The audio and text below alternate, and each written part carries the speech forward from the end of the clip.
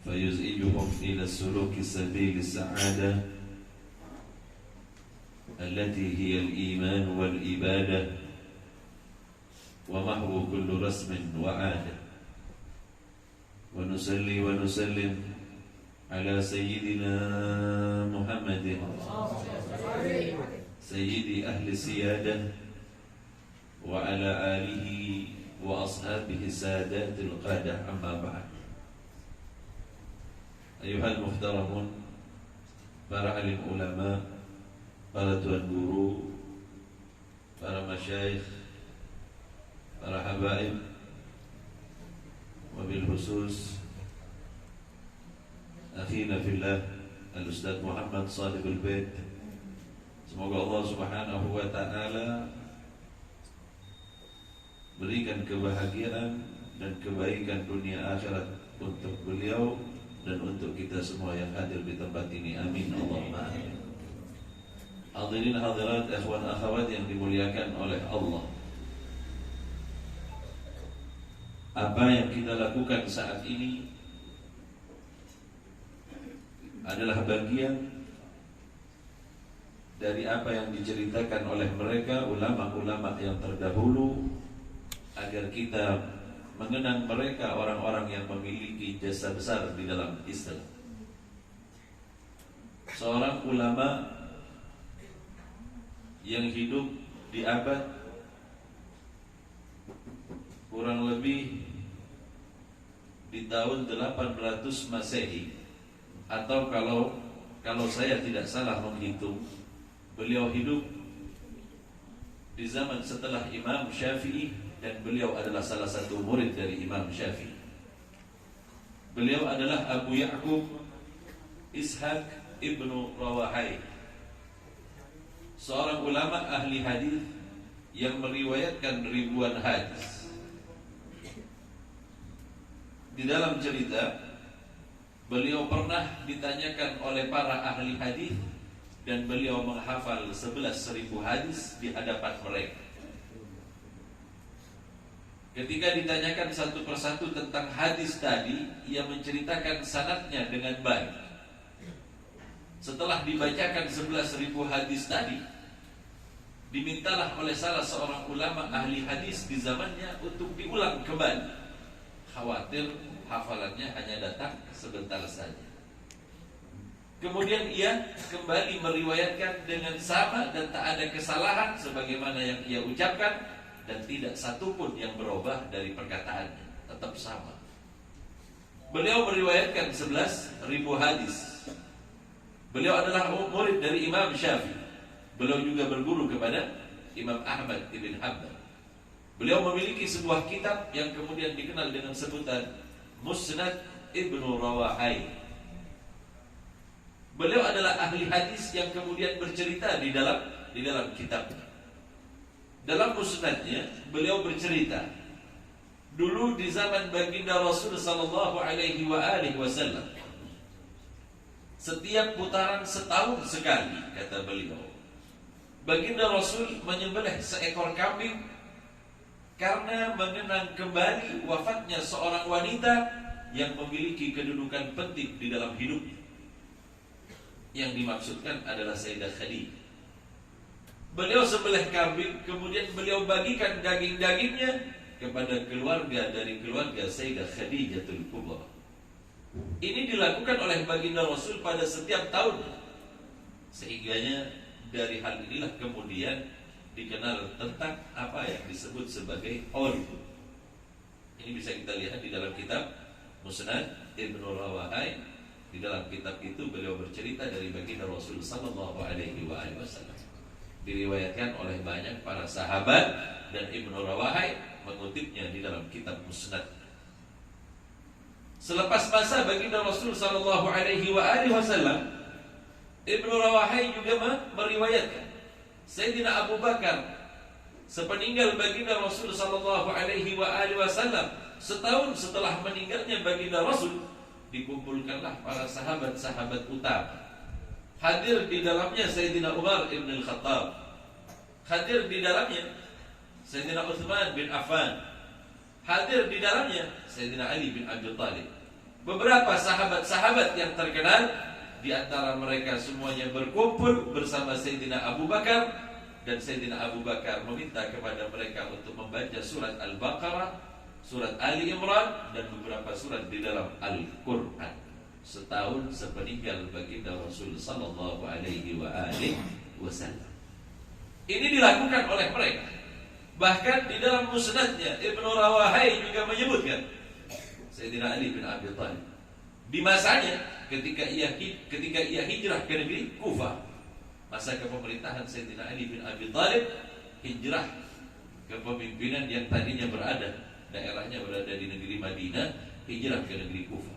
Ketika berada di Kufah, Sayyidina Ali bin Abi Thalib mengumpulkan banyak para sahabat, membaca beberapa ayat di antara ayat-ayat Al-Quran untuk memperingati hari di mana meninggalnya baginda Rasul sallallahu alaihi wasallam. Yang terakhir, Ibnu Rawahai juga mengutip Hasan Al-Basri, kibarut tabi'in, orang yang paling banyak berjumpa dengan sahabat. Dalam literatur kita, Hasan Al-Basri adalah seorang ulama yang luar biasa di zamannya.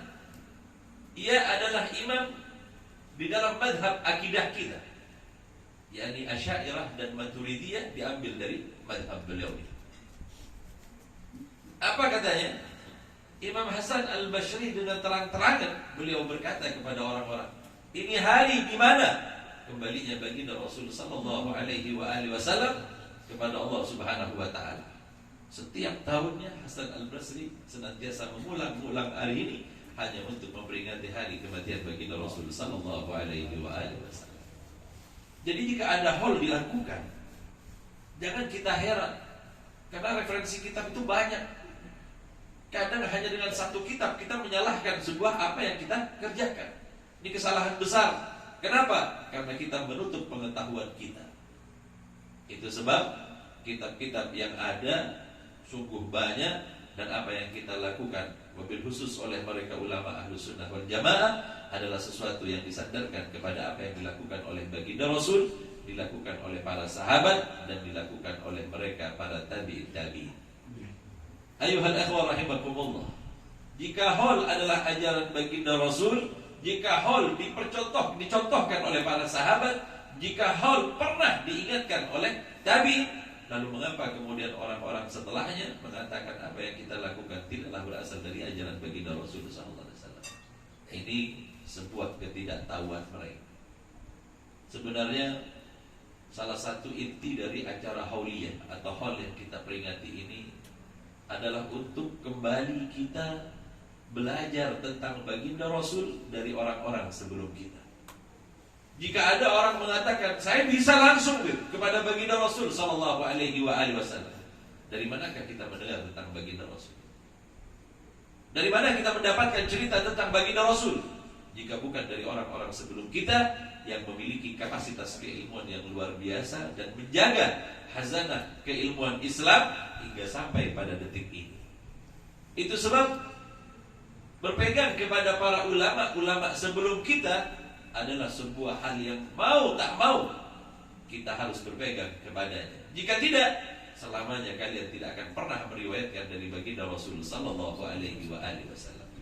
Terkadang ada sebuah aliran yang kemudian menafikan sahabat baginda Rasul. Ada juga aliran yang kemudian menafikan tentang keluarga baginda Rasul. Sungguh celakalah mereka jika menutup salah satu pintu dari pintu keilmuan kita kepada baginda Rasul sallallahu alaihi wasallam. Bukankah sahabat, bukankah keluarga adalah pintu gerbang pengetahuan kita agar kemudian kita mendapatkan apa yang berasal dari baginda Rasul, dan baginda Rasul mendapatkannya dari Allah Subhanahu wa taala berwasilahkan malaikat Jibril alaihi salam.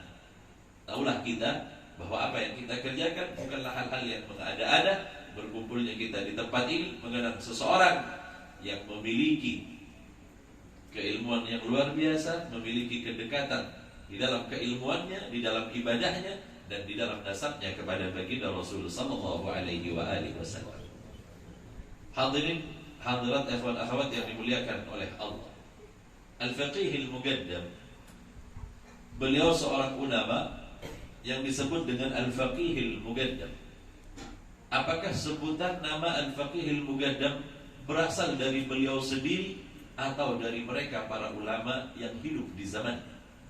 Konon di antara salah satu guru dari Al-Faqihil Mugaddam yang punya nama dengan julukan Ba Ubaid.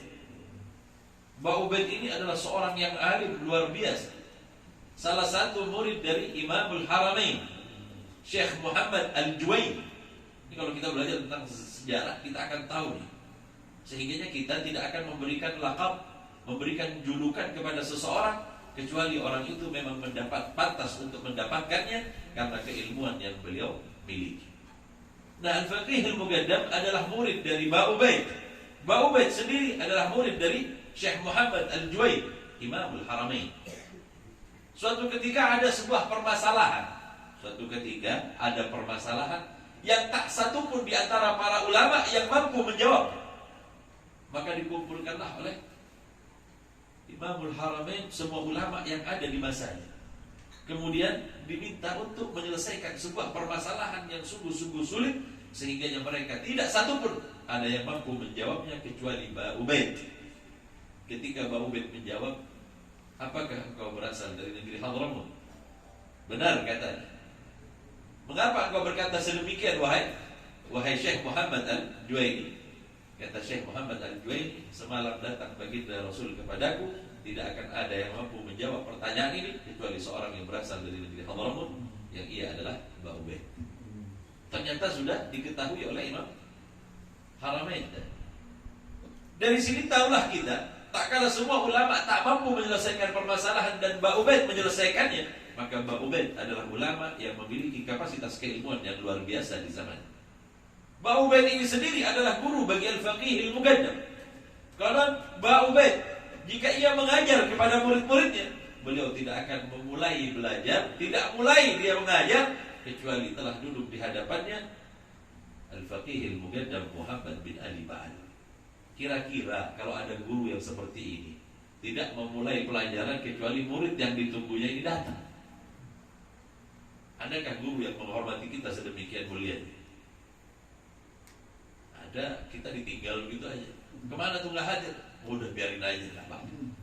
Tetapi tidak dimulai sebuah pelajaran kecuali Al-Faqih Al-Mugaddam telah hadir di tempat itu, maka barulah Ba Ubaid membuka pelajarannya. Ketika ditanyakan kepada Ba Ubaid, mengapa engkau melakukan hal yang demikian?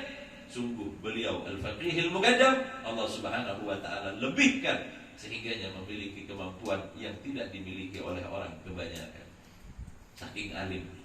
Tentu orang yang kita haulkan ini, satu yang harus kita bisa ambil dari pelajarannya adalah ilmunya, Pak. Kalau orang nggak tahu apa-apa kita haulkan, buat apa juga? Pastilah orang yang kita haulkan biasanya memiliki kelebihan di sisi kita. Orang tua kita yang membesarkan kita, yang mendidik kita dan mengajarkan kita dan mengantarkan kita kepada Allah Subhanahu wa ta'ala, pantas kita kemudian menghaulkan. Tahu-tahu ada preman mati kita haul, apa yang mau diambil? Naudzubillah wal iyadu billah. Keilmuan yang beliau miliki, akhlak yang ditampilkan, ibadah yang luar biasa yang pernah dilihat oleh mereka orang-orang di zamannya, menandakan beliau adalah orang yang bisa dijadikan tauladan bagi orang-orang setelah. Zaman baginda Rasul mewariskan keilmuan, akhlak dan ibadahnya kepada para sahabat. Jangan jauh-jauh kita mau loncat kepada ibadah baginda Rasul, nggak terkejar, Pak. Jangankan kepada baginda Rasul, kepada orang yang beberapa dekade di depan kita saja, karena kita udah nggak sanggup melakukan hal yang demikian.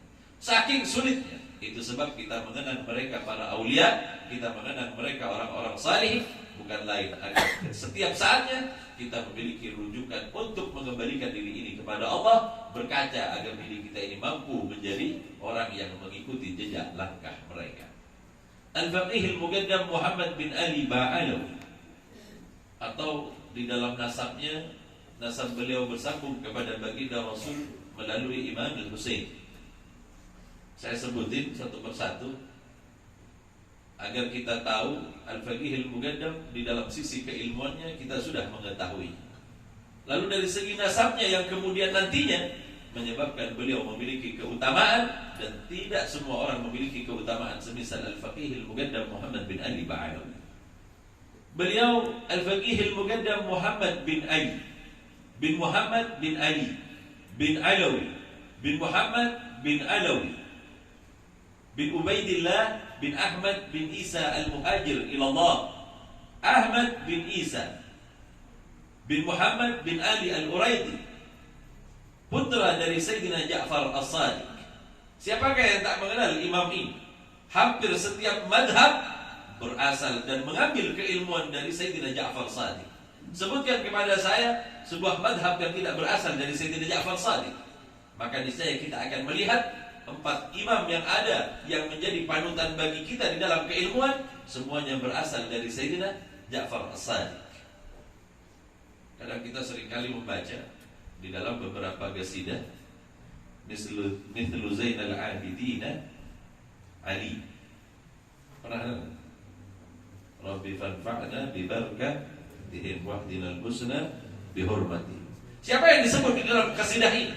Yang disebut di dalam qasidah ini adalah silsilah yang bersambung kepada baginda Rasul, melalui mereka anak dari cucu baginda Rasul sallallahu alaihi wasallam. Tidak satu pun di antara para ulama yang tidak mengambil dari Sayyidina Ja'far Shadiq. Buka semua hazanah keilmuan di mana yang tidak melalui Sayyidina Ja'far Shadiq. Bahkan Imam Ja'far Shadiq disebut sebagai Imam Ahli Syariah. Semua orang-orang yang berpegang kepada syariat Islam bersambung nasab sanadnya kepada baginda Rasul melalui Sayyidina Ja'far Shadiq. Kemudian beliau juga disebutkan sebagai apa? Imam Ahli Haqiqah. Hampir setiap madhab di dalam tarekat harus bersambung kepada Sayyidina Ja'far As-Sadiq. Keilmuan, ibadah, akhlak, bahkan untuk usul kepada Allah Subhanahu wa ta'ala, mereka bersambung kepada Sayyidina Ja'far As-Sadiq yang merupakan kakek dari Al-Faqih Al-Muqaddam Muhammad bin Ali Ba'alam. Jadi kalau kita lihat kakeknya, nggak mengherankan bebel. Karena apa? Karena kakeknya aja begitu. Lalu bagaimana dengan keturunannya? Itulah kemudian yang menjadi warisan dari Alawiyah, warisan dari keluarga Ba'alawi, diwajibkan kepada setiap keturunannya untuk berpegang kepada ilmu. Pertama yang ada di dalam tarekat Alawiyah, hendaklah setiap mereka yang berasal dari Bani Alawi dan mereka orang-orang yang mau mensanadkan dirinya, menyadarkan dirinya kepada baginda Rasul, bersandarlah kepada mereka karena mereka memiliki sanad keilmuan yang luar biasa. Sampai kepada Sayyidina Ja'far Shadiq. Sayyidina Ja'far Shadiq adalah putra dari Imam Muhammad Al-Baqir. Imam Muhammad Al-Baqir adalah putra dari Imam Ali Zainal Abidin. Al-Imam Ali Zainal Abidin adalah putra dari Al-Husain, cucu baginda Rasul sallallahu alaihi wasallam. Ini sedikit saya kasih tahu. Dulu di zaman baginda Rasul sallallahu alaihi wasallam, Al-Husain umurnya masih 5 tahun kurang lebih. Karena setelah itu baginda Rasul sallallahu alaihi wasallam kembali kepada Allah Subhanahu wa taala. Baginda Rasul sallallahu alaihi wasallam meninggalkan umat ini. Suatu ketika Jabir yang berusia tak jauh dari Imam Al-Husain sedang melihat Al-Husain berpegang kepada paha baginda Rasul sallallahu alaihi wasallam yang sedang berdiri. Al-Husain memeluk kakeknya, paha kanannya dipeluk. Kemudian lewatlah Jabir bin Abdullah. Baginda Rasul sallallahu alaihi wasallam berkata kepada Jabir. Jabir saat itu usianya mungkin 18 tahun, hampir 20 tahun. Karena dia adalah sahabat, termasuk sahabat yang muda di zaman baginda Rasul umurnya. Kata baginda Rasul sallallahu alaihi wasallam, wahai Jabir, saksikanlah perkataan inna bni hada, sesungguhnya anakku ini. Al-Husain, baginda Rasul menyebutnya dengan inna bni hada, sesungguhnya anakku ini. Beliau tidak mengucapkan cucu, tetapi inna bni hada adalah seorang sayyid, la sayyid. Sesungguhnya anakku ini adalah seorang pemimpin. Kelak engkau akan menyaksikannya bagaimana ia akan terbunuh untuk mempertahankan ajaranku, untuk mempertahankan ajaran baginda Rasul sallallahu alaihi wasallam. Disebutkan ia nantinya akan memiliki seorang anak, di mana di hari kiamat anaknya nanti akan dipanggil dengan sebutan Sayyidu ahli ibadah. Sebagian lain menyebutkan riwayatnya ia akan dipanggil dengan sebutan Zainul Abidin. Karena apa? Di zamannya ibadahnya tak pernah terkejar. Siapa yang tak mendengar tentang Imam Ali Zainal Abidin? yang setiap malamnya kemudian dia habiskan 1000 rakaat. Ini kalau kita mau berkaca kepada beliau, yang kita berapa rakaat nih Pak? Nggak mungkin 1000 rakaat. Memang karena apa? Kita nggak pernah nyampe ke situ. Begitu kan? Ada orang yang mampu baca salawat. Saya pernah duduk di depan satu orang baca salawat sebanyak 100 kali dalam satu tarikan nafas. Yang betul, iya. Tapi salawatnya Allahumma shalli ala Muhammad wa ala ali Muhammad. Allahumma shalli ala. Itu dia 100 kali tanpa nafas. Saya tanya sama dia, sejak kapan Yani mengamalkan ini? Saya bilang, sudah kurang lebih 30 tahun. 30 tahun setiap kali baca salawat dengan 1 kali tarikan nafas. Yang kita bilang nggak mungkin, sudah saya coba nggak bisa. Emang nggak pernah latihan, baru nyoba sekarang kan nggak bisa. Nah orang-orang begini banyak. Karena kita tidak melatih diri, makanya kita nggak percaya. 1000 rakaat di dalam satu hari, dalam satu malam. Kalau kita berkaca kepada mereka, tentu kita tidak akan pernah sampai kepada ibadah yang mereka lakukan. Ini Imam Ali.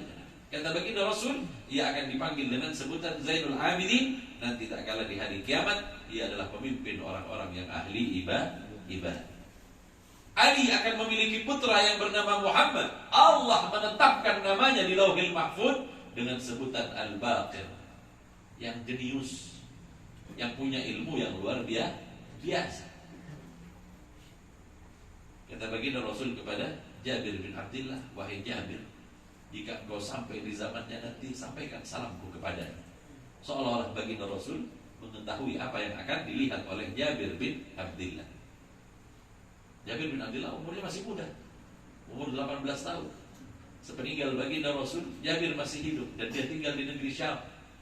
Berkelana kemana? Ke beberapa tempat, sehingga suatu ketika dia pulang ke Madinah. Setelah usianya tua, hampir 80 tahun, dia kembali masuk ke kota Madinah. Pertama kali sampai di Madinah, dia lihat anak kecil main sandal yang panjang. Tahu sandal panjang? Bareng-bareng 2-3 orang yang naikin. Bakia, orang kita, atau bakia lah. Naik bertiga. Salah satu di antaranya adalah Sayyidina Muhammad Al-Baqir. Masih anak-anak. Ketika bermain itu, apa kata? Sayyidina Jabir bin Abdullah berkata apa?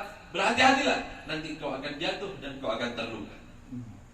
Muhammad Al-Baqir kemudian membalikkan wajahnya dan berkata kepada Jabir bin Abdullah. Muhammad Al-Baqir yang masih umurnya 4 tahun, dia menoleh kepada, wahai paman, jika kami jatuh, mungkin hanya lecet sedikit aja dan beberapa hari ke depan akan sembuh dengan sendirinya. Tapi jika perkataan yang disampaikan oleh seseorang itu melukai hati seseorang, sampai di hadapan Allah ia akan mempertanggungjawabkan.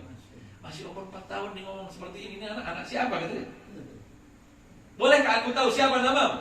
Aku Muhammad bin Ali. Muhammad bin Ali yang mana? Aku banyak mengenal Muhammad bin Ali yang ada di kota Madinah ini. Tetapi kau ini siapa? Aku Muhammad bin Ali Ibn Husain, cucu baginda Rasul sallallahu alaihi wasallam. Dipeluklah oleh Jabir bin Abdullah dan dicium oleh Jabir bin Abdullah. Kemudian di hadapan beberapa orang, Jabir bin Abdullah berkata, Rasulullah sallallahu alaihi wasallam yusallimu alaik. Rasulullah menyampaikan salamnya kepada orang-orang bertanya di sekitarnya. Wahai Jabir bin Abdullah, kapan yang menyampaikannya? Maka berceritalah Jabir tentang pertemuan terakhir dengan baginda Rasul sesaat sebelum baginda Rasul kembali kepada Tuhannya. Salam baginda Rasul kepada cucunya yang bernama Muhammad Al-Baqir. Mengapa ia memiliki julukan Al-Baqir? Sayyidina Ja'far Shadiq pernah bercerita. Pernah kami, kata Sayyidina Ja'far Shadiq, aku mengantar ayahku ke negeri Syam. Syam saat ini nih Pak, Syria Pak. Syam itu kalau wilayah di zaman dulu mencakup 5 negara besar di zaman sekarang. Apa saja? Palestina masuk, Yordania masuk, Libanon masuk, Syria juga masuk. Ada satu lagi negara yang dekat di negeri itu juga merupakan bagian dari negeri Syam di zaman dulu. Ketika aku berangkat ke negeri Syam bersama ayahku, Al-Imam Muhammad Al-Baqir, kata Sayyidina Ja'far Shadiq. Kami menunggu, ketika kami menunggu, kami didatangi oleh seorang tokoh dari agama Nasrani di zaman itu. Ia adalah orang yang apabila keluar dari tempatnya, hampir semua orang datang dan bertanya kepadanya. hampir semua orang datang kepadanya dan bertanya setiap permasalahan yang ada. Maka ketika menunggu itu tak jauh dari tempat di mana tokoh Nasrani tadi ini sedang memberikan nasihat kepada orang-orang Nasrani yang bertanya kepadanya. Kemudian jatuhlah pandangan si pemimpin Nasrani tadi kepada Sayyidina Muhammad al-Baqir. Berasal dari umat mana engkau ini? Aku berasal dari umat ini. Maksudnya dari umat baginda Rasul sallallahu alaihi wasallam. Senyum. Si pendeta tadi ini, pimpinan orang-orang Nasrani tadi ini tersenyum dan bertanya, mengapa masih ada orang yang percaya kepada ajaran Nabi yang telah mengaku dirinya sebagai Nabi di akhir zaman ini? Ia berkata, kata si pendeta tadi, ia berkata, orang-orang yang masuk surga nanti dia akan makan dan kotorannya tidak akan keluar dalam bentuk kotoran. Mana ada yang seperti setiap makanan yang kita makan akan keluar dalam bentuk kotoran. Tersenyum Imam Muhammad al-Baqir, kemudian ia berkata, bukankah ada contohnya tak kala ada di dunia ini? Siapa yang kau maksudkan? Bayi yang masih ada di dalam perut ibunya, dia mendapatkan makan dari ibunya tapi tidak ada keluar kotoran sama sekali. Begitulah Allah Subhanahu wa ta'ala nantinya meletakkan kita di dalam surga. Kata beliau, kita tidak akan pernah mengeluarkan kotoran. Melihat orang yang dihadapinya ini cerdas, baru kali ini aku menemukan orang yang cerdas seperti ini. Di rahim kita kan, janin ini kan dapat makan dari orang tuanya. Ilmu kedokteran udah ngomong begitu. Tetapi nggak pernah buang kotoran, nggak pernah dipakai pampers di dalam rahim itu, Pak.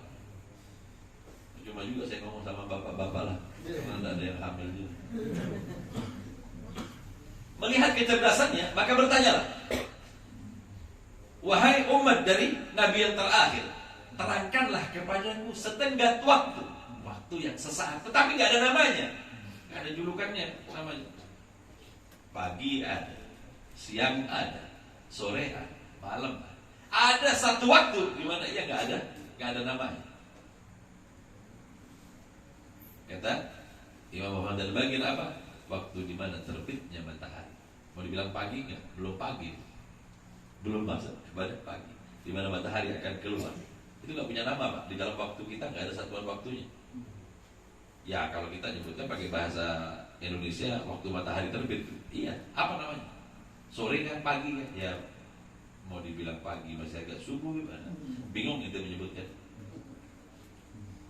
Kemudian si pendeta ini melihat kecerdasan yang dimiliki oleh Muhammad al-Baqir. Dia bertanya lagi, sebutkan kepadaku dua orang yang lahir sama-sama, akan tetapi usianya terpaut 100 tahun lamanya. Lahir sama-sama tapi umurnya terpaut 100 tahun. Oh, yang kau maksudkan adalah Uzair, yang di dalam kitab-kitab terdahulu ia diyakini bahwa ia telah mati dan kemudian dihidupkan lagi oleh Allah Subhanahu wa ta'ala selama 100 tahun lamanya. Dia punya saudara, Nabi Allah Uzair ini katanya punya saudara namanya Azar dan Uzair. Dia kembar, lahirnya bareng, umurnya sama. Di umur 50 tahun, sebagian riwayat menyebutkan 30 tahun, Nabi Allah Uzair ini di dalam Al-Quran diceritakan kemudian dimatikan oleh Allah selama 100 tahun lamanya. Ketika dibangkitkan, umurnya tetap 50. Sedangkan saudaranya dipanjangkan umurnya oleh Allah sampai 150 tahun. Beda jaraknya, lahirnya sama tetapi umurnya berbeda. Melihat kecerdasan ini luar biasa. Ditambahlah pertanyaan lagi yang lebih sulit. Beliau menjawab secara baik, beliau menjawabnya dengan tepat, sehingga Islamlah orang-orang di masa itu yang berada di dalam didikan si ketua Nasrani atau orang pendeta tadi, diajak masuk Islam semuanya kepada Sayyidina Muhammad al-Baqir dan mendiam di kota di mana disebut dengan kota Syam di zaman. Nah ini al-Baqir, keilmuannya luar biasa. Benar kata baginda Rasul sallallahu alaihi wasallam. Berikutnya adalah Sayyidina Ja'far Shadiq. Nanti saya ceritakan secara berurutan ini maksudnya apa. Memang al-faqih al-muqaddam berasal dari keturunan mereka, dari keturunan baginda Rasul yang menjadikan ilmu sebagai landasannya. Mereka pasti belajar. Mereka gak mau meninggalkan segala sesuatu yang merupakan warisan dari para nabi. Seringkali kita mendengar al-ulama warathatul anbiya. Kenapa gak kita ambil warisan nabi ini? Lalu kenapa jauh lebih memilih dunia dibandingkan para ilmunya para nabi. Naudzubillah wa iyadzubillah. Orang yang sadar pasti akan memperebutkan warisan para nabi. Karena apa? Ini sangat berharga dan ini berguna tak kala kita kembali kepada Allah. Sedangkan dunia akan menjadi adab panjang yang akan menyiksa kita dari barzakh sampai kembali kepada Allah Subhanahu wa taala. Naudzubillah wa iyadzubillah. Sayyidina Ja'far Shadiq adalah putra dari Muhammad al-Baqir. Dia disebut dengan sebutan As-Shadiq karena dia belum pernah bohong sama sekali. Dia mendapat gelar As-Shadiq karena apa? Segala sesuatu yang ia bicarakan dan apa yang ia perbuat sesuai dengan ajaran yang berasal dari ajaran Allah dan ajaran kakeknya baginda Rasul sallallahu alaihi wasallam. Allah berikan hikmah kepadanya sehingga ia pun mewarisi keilmuan ayahnya, keilmuan yang diwarisi dari kakeknya baginda Rasul sallallahu alaihi wasallam. Yu'til hikmata man yasha, faman yu'tal hikmah faqad utiya khairan katsira. Allah berikan hikmah. Maksudnya hikmah ini apa? Ilmu, Pak. Jika Allah berikan ilmu, yu'tal hikmah, faman yu'tal hikmah faqad utiya khairan katsira. Sungguh ia diberikan kebaikan yang luar biasa banyak. Sayyidina Ja'far Shadiq adalah orang yang alim yang luar biasa. Bahkan di dalam cerita tasawuf ada ilmu yang disebut tasawuf atau di dalam beberapa mazhab dikenal dengan sebutan tazkiyah. Secara umum dikenal dengan sebutan akhlak. Disebutkan bahwa beliau ini mencapai derajat yang tinggi di sisi Allah Subhanahu wa taala bukan hanya di dalam ibadah dan keilmuan, tetapi pencapaiannya di dalam penghambaan dirinya kepada Allah juga mencapai derajat yang tinggi yang luar biasa. Dulu ada orang berasal dari negeri Irak. Salah satu murid dari Sayyidina Ja'far Shadiq. Dia punya murid juga. Dia ngajar kepada murid-muridnya. Jika kalian datang berkunjung ke negeri Madinah, aku akan pertemukan kalian kepada Imam Ja'far Shadiq, guruku, orang yang mulia, yang menjadi panutan kepadaku, yang menjadi pembimbingku, sehingga aku membimbing kalian semua. Nanti saya pertemukan kalian kepada kakek guru kalian jika berangkat ke negeri Makkah. Dan beliau adalah orang yang luar biasa. Salah satu di antara mereka ada yang berkata, seandainya aku bisa bertemu dengan Sayyidina Ja'far Shadiq saat ini, seandainya bisa bertemu dengan beliau saat ini. Oleh gurunya dilihat, kau ingin berjumpa dengan beliau, marilah bersama. Salah satu muridnya diajak keluar dari majelis, kemudian dipegang oleh gurunya, kemudian berkata, pejamkan mata. Dipejamkan matanya. Tiba-tiba ketika ia buka mata, tahu-tahu sudah ada di negeri Madinah. Yang benar. Orang sekarang begitu karena dia nggak bisa. Padahal Al-Quran ada bicara tentang masalah ini. Di mana di dalam Al-Quran? Cerita Asir bin Barkhiyah yang memindahkan singgasana dari kota Palestina. Kerajaan Balkis dipindah. Singgasana Balkis dipindah. Tahu nggak singgasana Balkis ini ada di negeri Yaman? Di negeri Yaman, bukan di Sleman, Pak. Bukan di Sleman, Jogja. Ada buku pembahasan tuh. Dr. Ali Basha yang mengatakan bahwa kerajaan dari Balkis itu berada di Wonosobo, di situ, dekat-dekat situ juga. Sudahlah kita taruh inilah, anggap sebagai penelitian yang masih belum finish, belum berakhir. Balkis punya singgasana di dalam Al-Quran yang kemudian salah satu dari pengikut Nabi Sulaiman mampu memindahkannya. Mana Palestina, mana Yaman. Jaraknya jauh luar biasa. Dia mampu memindah hanya dalam waktu sesaat. Lalu mungkinkah umat baginda Rasul, Nabi yang paling sempurna di antara nabi-nabi yang lain, ada umat yang tak mampu melakukan hal yang seperti ini? Mungkin karena kita yang nggak bisa.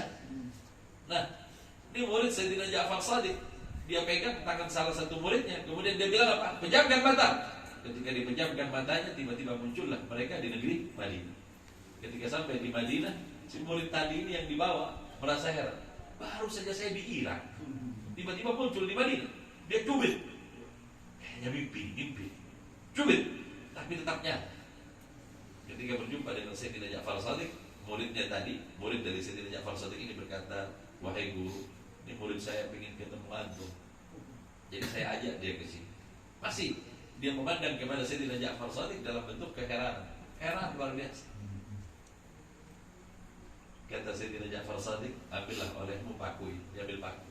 Seolah-olah kau tak percaya sedang berjumpa dengan. Paku ini engkau tanam di mana saja engkau inginkan.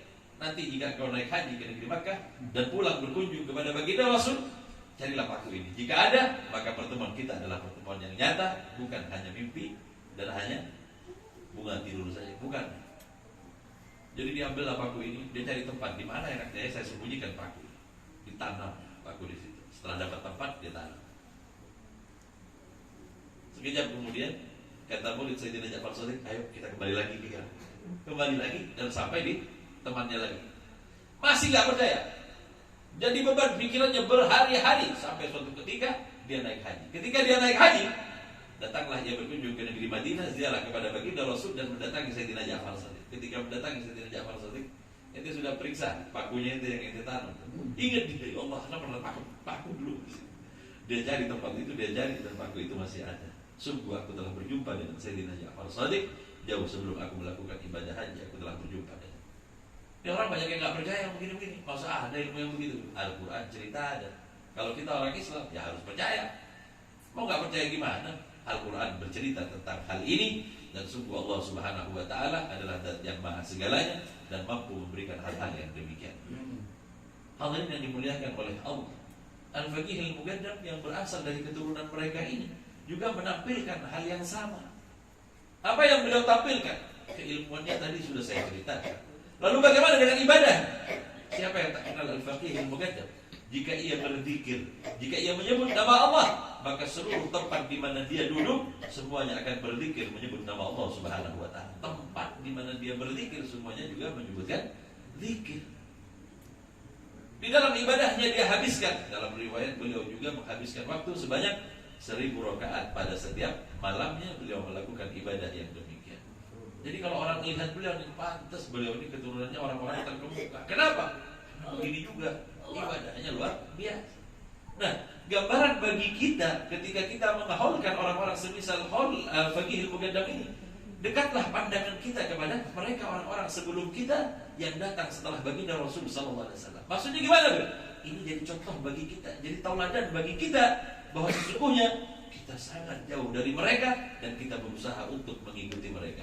Itu sebab diadakan haul agar setiap masa diingatkan bahwa ada orang-orang yang memiliki akhlak kepribadian yang berasal dari baginda Rasul. Mereka meniru kakek-kakek mereka, mereka menghidupkan ajaran guru-guru mereka seolah-olah menghidupkan ajaran baginda Rasul sallallahu alaihi wasallam. Mereka termasuk kepada apa yang disebutkan oleh baginda Rasul sallallahu alaihi wasallam, "Man ahya sunnati faqad ahabbani, faman ahabbani kana ma'i fil jannah." Mereka adalah orang-orang yang menghidupkan sunnah baginda Rasul sallallahu alaihi wasallam.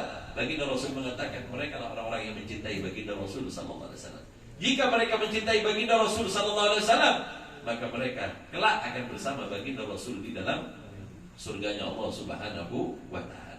Mereka lah yang disebutkan di dalam Al-Qur'an, "Ala inna awliya Allah la khaufun 'alaihim wa la hum yahzanun." Mereka tak pernah bersedih, mereka tak pernah takut karena kedekatan mereka kepada baginda Rasul sallallahu alaihi wasallam. Itu maknanya, Pak. Orang kalau udah dekat sama baginda Rasul aman, Pak. Istilahnya punya orang dalam, tahu begitu. Karena beliau adalah orang yang paling dekat kepada Allah. Beliau adalah kekasih Allah. Beliau adalah orang yang disebut namanya langsung oleh Allah Subhanahu wa taala, tidak dengan menyebut namanya tetapi dengan keagungan-keagungan di dalam Al-Qur'anul Karim. Sehingganya para aulia yang dekat kepada baginda Rasul, mereka enggak pernah sedih, mereka enggak pernah takut. Karena apa? Mereka punya jaminan baginda Rasul sallallahu alaihi wasallam. Maka kita tidak akan pernah takut jika kita juga meniru apa yang dilakukan oleh mereka, orang-orang sebelum kita, dan Allah kelompokkan kita kepada mereka orang-orang yang merupakan kekasih Allah yang disebut dengan para aulia-Nya. Sebab apa yang bisa kita ambil dalam setiap ajaran mereka para aulia? Mereka adalah orang-orang yang kemudian copy paste baginda Rasul sallallahu alaihi wasallam. Keilmuan mereka belajar, ibadah mereka tekuni. Kemudian segala sesuatu yang merupakan akhlak baginda Rasul mereka hidupkan. Di dalam rumah tangganya dia hidupkan sunnah baginda Rasul. Di dalam pergaulan sehari-harinya ia hidupkan sunnah baginda Rasul sallallahu alaihi wasallam. Pada setiap saatnya ia tampilkan sosok baginda Rasul sallallahu alaihi wasallam, menghidupkan sunnah baginda Rasul sallallahu alaihi wasallam. Ini yang bisa kita ambil dari setiap apa yang disebut dengan hauliyah. hall siapa saja, pasti yang dibicarakan tentang ibadah, keilmuan dan akhlak.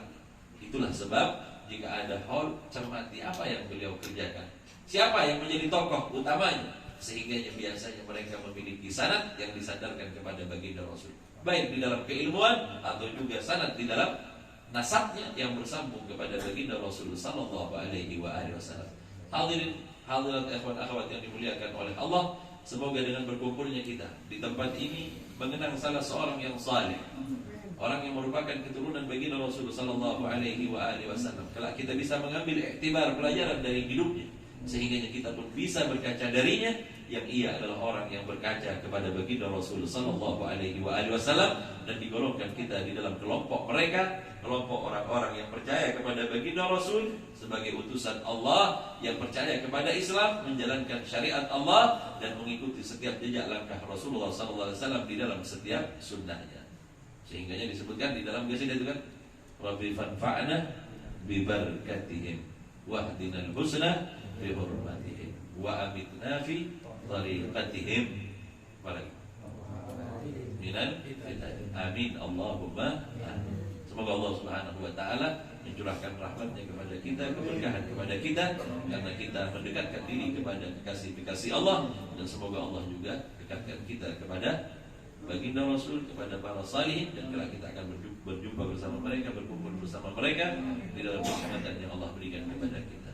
Sedikit yang bisa saya sampaikan ini, semoga mendatangkan manfaat bagi diri sendiri dan bagi mereka yang mau mengambil manfaat di dalamnya. Ini yang bisa saya sampaikan, kurang lebihnya mohon maaf yang sebesar-besarnya. Wabillahi taufiq wal hidayah wal ridha wal inayah.